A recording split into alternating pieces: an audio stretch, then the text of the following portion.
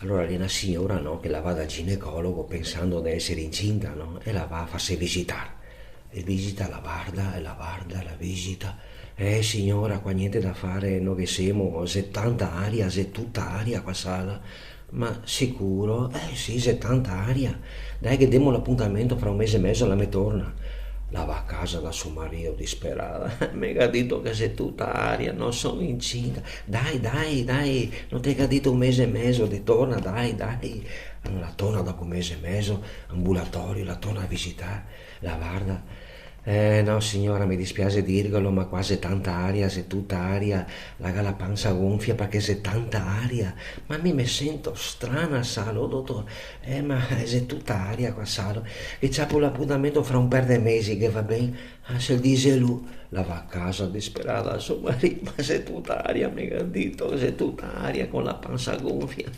Cioè, la torna dopo 2 mesi quasi, la torna a farsi visitare, la guarda e la visita. Signora, qua c'è tanta aria, sa la pancia gonfia, c'è tanta aria, ma beve la robe gasate per caso? Mi no, non bevo robe gasate, ma qua la pancia infiata, gonfia, qua c'è tanta aria che dico, mise, piena di aria sta pancia. Niente, la va a casa disperata da suo marito, e mi ha detto che c'è tanta aria, che sono tutta la pancia scionfa infiata, mi ha chiesto se bevo la roba gasata, mi ha detto di no, e c'è tanta aria, non sono incinta, sono disperata, su coraggio, coraggio, dai, dai, che mi salterà fuori qualcosa, dai, dai. Cioè, passa un pochi dei mesi, non ti vede lui, suo marito e ella insieme, no? Chi passeggia per casa con un passeggino con dopo te, vestiti tutti da marinaretto, tutti bei bianchi col cappellino, c'è questo passeggino, dopo sti chi passeggia, lo incrocia il dottor.